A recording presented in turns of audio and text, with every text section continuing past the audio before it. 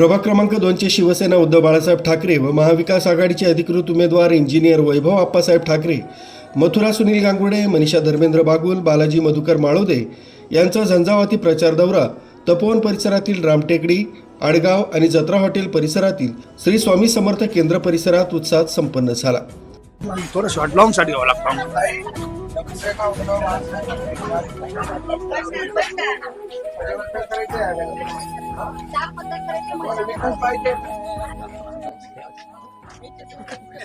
प्रचारादरम्यान उमेदवार वैभव आप्पासाहेब ठाकरे यांनी उपस्थितांशी संवाद साधत परिसरातील सर्व समस्या सोडवण्याचं ठोस आश्वासन दिलंय. रामटेकडीतील रहिवाशांनी घरपट्टी आणि पूर परिस्थितीत आम्ही कसे जीवन जगतो हे सांगितलं.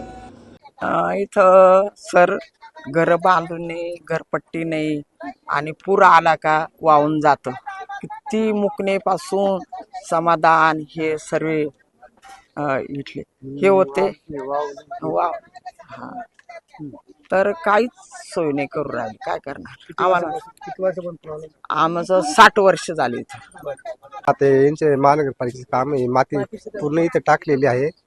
ते पाऊस जर आला ते सगळे घर माती जसं पाणी सगळे लोटत येईल, इकडं सगळे वाहून जातील परत. त्यांनी नाव कुठं राहिलं? हे काही तर समज घरी अशोक पवार, तपोन हिरे, तपोन रामटेकडी. फुलाबाई अरुण गुंजाळ, राहणार तपोवन रामटेकडी. आमचं फक्त एवढंच का आम्हाला नदीच्या पाण्याचा त्रास आहे. नदीच्या पाण्याचा त्रास आहे. तुम्ही आम्हाला फक्त कुठं सोय नाही. तुमचे बंगले ना आम्हाला कुठं जागा जरी दिली ना तरी चालेल, पण आम्हाला आहे ना पाण्याचा धोका आहे. आज दिवसा पूर आला, या वर्षी दिवसा आला, पुढच्या वर्षी जर रात्रीच्या जर पूर आला झोपाच्या याच्यामध्ये तर आमचे लेकरं घेऊन कुठं जायचं? एवढीच आमची मागणी आहे. आम्हाला तुमचे बंगले नका काहीच नका. आम्हाला फक्त कुठं जागा जरी दिली ना आम्ही पत्र्याचे शेड ठोकून राहू. त्याच्या करताना तर आम्ही घर मानते नाही. आम्हाला हे नदीच्या पाण्याचा धोका आहे. डायरेक्ट हे वरच्या घरांपर्यंत पाणी राहतं आणि हे घर तर पूर्ण पाण्यात जाते, वाहून जाते. हीच खोली नीट करेल, ते पाठीमागची खोली तशीच पडेल. 3 वर्ष झाली ना ती खोली तशीच पडेल, नीट करेल नाही. घरपट्ट्याच नाही आता इकडं, पानपट्ट्या नाही, घरपट्ट्या नाही, फक्त लाईट बिल येतं. भरपूर वर्ष झाले आम्ही इथं राहतो, पण मग घरपट्ट्या नाही, पानपट्ट्या नाही. समस्या एकच आहे का आपल्याला घरपट्ट्या नसल्यामुळे असं. हा, आणि दुसरी गोष्ट अशी का हे जे संडास आहे तर बरोबर आहे का नाही, सांगा यांचे थोडस नीटनेटकं करून द्यायला, दुसरं काही नाही.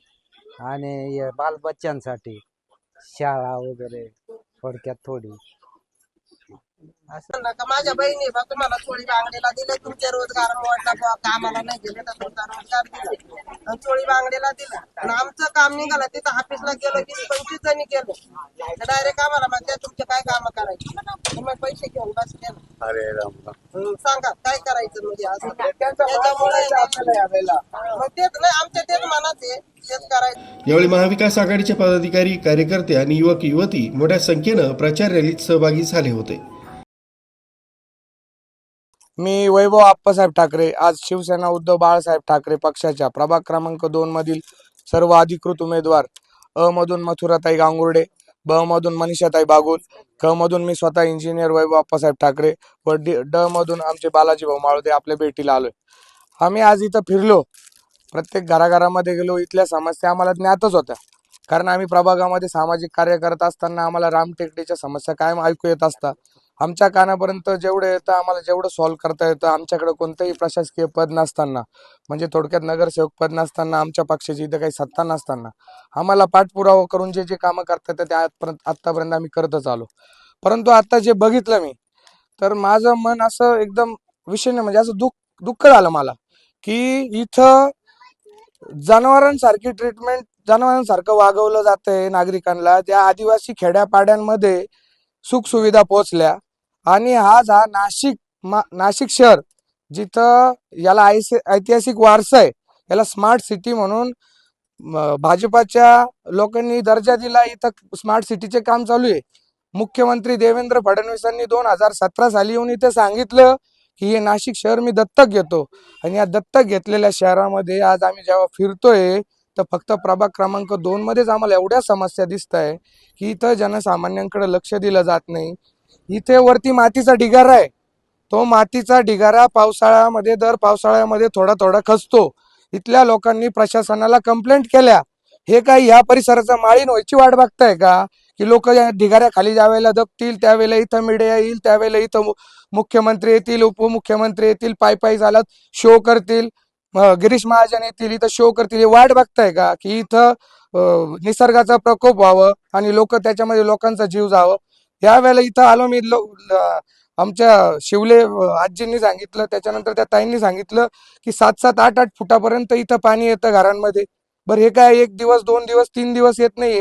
ही समस्या 15-16 वर्षापासून, आज 18 वर्षापासून 15 वर्षापासून इथं बीजेपीचं शासन आहे. 3 वर्षापासून आज इथं प्रशासक बसलेला आहे. 18 वर्षापासून ज्या वेळेला बाकीच्या भागाचा स्तर उंचावला, बाकीच्या भागातलं राहणीमान उंचावलं, तिथल्या सुखसुविधा उंचावल्या, या परिसरामध्ये अजून का लक्ष नाही दिलं जाते. तिथं ज्या वेळेला इथले मला लोकांनी सांगितलं, लोकप्रतिनिधीकडे गेल्यानंतर तो सांगतो मी पैसे देऊन निवडून येतो, मला इथं लोकांची काम करायची गरज नाहीये. म्हणजे एवढा माज इथल्या लोकप्रतिनिधींना आलेला आहे की ते लोकांना गृहीत पकडत नाहीये. माझी तुम्हाला सर्वांना, रामटेकडी वासियांना, या टेकडीच्या नावातच राम आहे. राम म्हणजे काय, मग प्रभू रामांचं नाव या टेकडीला दिलेलं आहे. आणि इथं जर समजा पैशाचा खेळ खंडोबा करून ते लोक या परिसराचं नाव खराब करत असतील तर माझं सर्व मायबाप जनतेला एकच सांगणं आहे की या वेळेला तुम्हाला काही कोणी प्रलोभन दिली तर त्या प्रलोभनाला बळी पडू नका. कोणी तुम्हाला काही पैशाचे आमिष दाखवले तर त्याला बळी पडू नका. आणि येणाऱ्या इलेक्शनला 15 तारखेला गुरुवारी हे 4ही कर्तबगार लोक, या 4ही कर्तबगार लोकांबरोबर मला ही संधी द्या. तुम्ही दिलेल्या संधीचं मी सोनं करून दाखवेल. जर माझा शब्द चुकला तर मी परत राजकारणात, समाजकारणात कुठेच दिसणार नाही, याची मी तुम्हाला गॅरंटी देतो. जय MN भारतसाठी संदेश केदारे, तपोवन आडगाव, जत्रा हॉटेल, नाशिक.